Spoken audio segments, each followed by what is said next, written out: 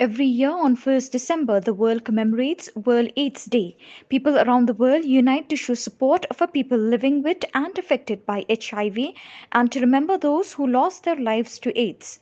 In 2020, the world's attention has been focused by the COVID-19 pandemic on health and how pandemic affect lives and livelihoods. COVID-19 is showing once again how health is interlinked with other critical issues such as reducing inequality, human rights, gender equality, social protection, and economic growth. With this in mind, this year the theme of World AIDS Day is Global Solidarity, Shared Responsibility.